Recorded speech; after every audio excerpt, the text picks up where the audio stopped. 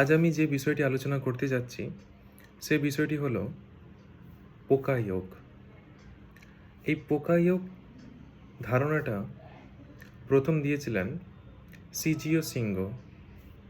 এই শব্দটার অর্থ হলো mistake proofing or error proofing. আসলে পোকায়োগ কোথায় ব্যবহার করা হয়? বিভিন্ন অর্গানাইজেশনে, বিভিন্ন এডুকেশনাল ইনস্টিটিউশনে এবং বিভিন্ন বিজনেস অর্গানাইজেশনে। এর মূল উদ্দেশ্য কি?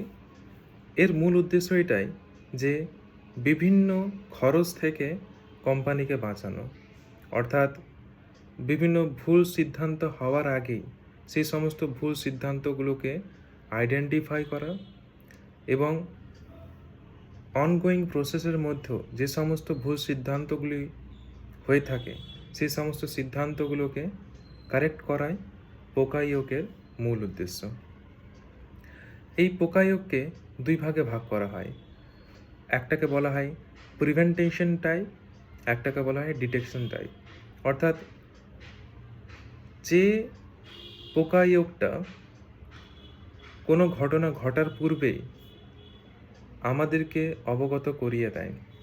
আমরা এর উদাহরণ যদি দেখতে চাই তাহলে দেখতে পাবো যে বিভিন্ন ওয়েবসাইটসগুলো আছে বা গুগলেই আমরা গুগল অ্যাকাউন্ট বা ইমেল অ্যাকাউন্ট বানানোর সময় দেখি যে পাসওয়ার্ড বানানোর কিছু ক্রাইটেরিয়া আছে, যে কিছু স্মল লেটার, কিছু ক্যাপিটাল লেটার, কিছু স্পেশাল ক্যারেক্টার, এগুলো দিয়ে পাসওয়ার্ড ফর্ম করলে পাসওয়ার্ডটা অনেক কঠিন হয়, যেটা সহজে কেউ ক্র্যাক করতে পারে না।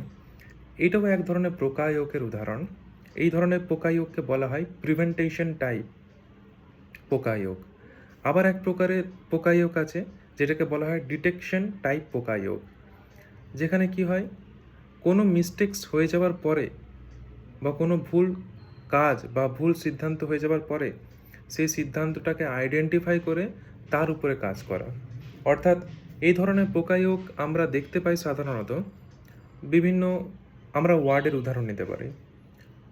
আমরা যারা কম্পিউটারে এমএস ওয়ার্ড ব্যবহার করি সেখানে দেখবেন আমরা যখন কম্পিউটারে কিছু ভুল ওয়ার্ড টাইপ করে দিই, সেই ভুল ওয়ার্ডটা টাইপ করে দিলেই ওই লেখাটার নিচে আমরা লাল কালারের একটা রেড লাইট দেখতে পাই।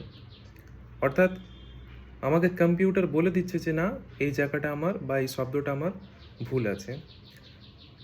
এই দুই ধরনের পোকায়োগকেই বিভিন্ন অর্গানাইজেশনাল বডি তাদের স্বার্থে ব্যবহার করে।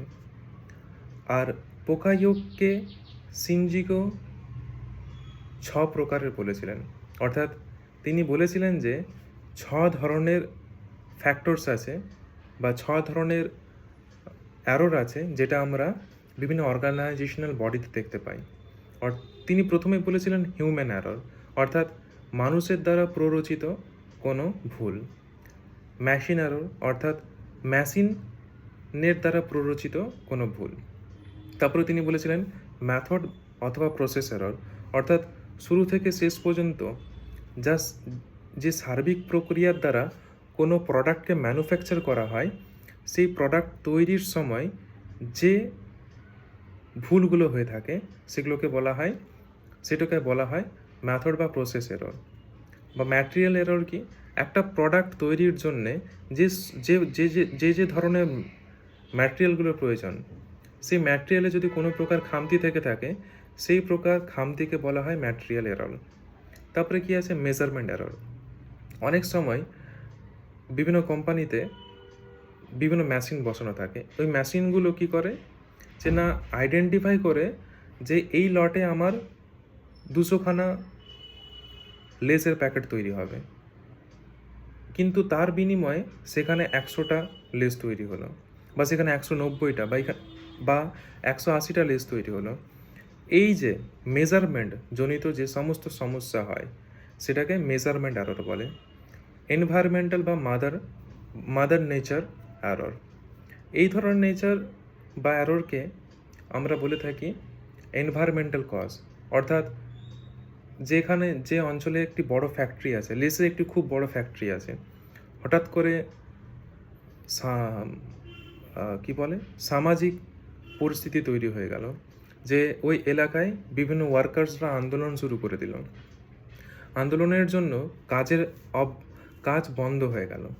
এই প্রকার অ্যারোরকে বলা হয় এনভায়রনমেন্টাল অ্যারর। আমরা আরও উদাহরণ নিতে পারি এই বিষয়টি, যে আজ পশ্চিমবাংলায় খুব বড় একটা ঝড় চলে এলো। এবার সেই ঝড়জনিত এলাকায় একটা ফ্যাক্টরি আছে না, যেই ফ্যাক্টরিতে কি তৈরি করা হয়, বিভিন্ন খাবারের প্রোডাক্ট তৈরি করা হয়, এই চকলেট তৈরি করা হয়। এই ঝড়ের জন্য কি হবে, ওই কাজটা বন্ধ হয়ে যাবে খুব বড় ঝড় হলে। এই ধরনের অ্যাররকে বলা হয় এনভায়রনমেন্টাল অ্যারর। পোকায়োগের কিছু অ্যাপ্রোচেস আমরা দেখতে পাই, অর্থাৎ যার দ্বারা বিভিন্ন মিস্টেক্স হবার আগে সেগুলোকে আমরা প্রিভেন্ট করতে পারি বা ডিটেক্ট করতে পারি। একটাকে বলা হয় কন্ট্রোল অ্যাপ্রোচ, একটাকে বলা হয় ওয়ার্নিং অ্যাপ্রোচ। কন্ট্রোল অ্যাপ্রোচটা কি, ডিউরিং দ্য প্রসেস, এবং ওয়ার্নিং অ্যাপ্রোচ কি, ডিউরিং দ্য প্রসেসই হবে কিন্তু কি বিভিন্ন মেশিনারিজ ল্যাঙ্গুয়েজ থাকবে।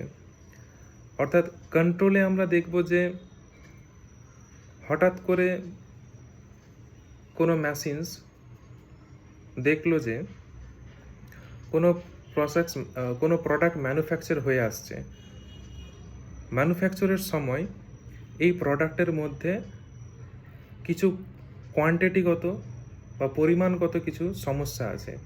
অর্থাৎ আমরা একই উদাহরণ নিতে পারি যে 100টা প্রোডাক্ট তৈরি হওয়ার কথা ছিল, সেখানে 90টা প্রোডাক্ট তৈরি হয়েছে। এই যেটা অনগোয়িং চলছে, এই অনগোয়িং ভুলটাকে ঠিক করে নেওয়াটাই হচ্ছে কন্ট্রোল অ্যাপ্রোচ।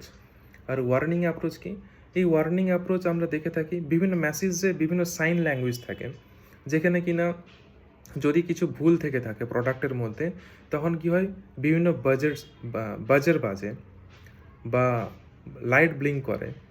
আমরা যদি বিভিন্ন মেশিনে দেখি, কিছু না কিছু অ্যারোরকে ডিটেক্ট করার জন্যে সেই মেশিনগুলোতে রেড লাইট জ্বলে।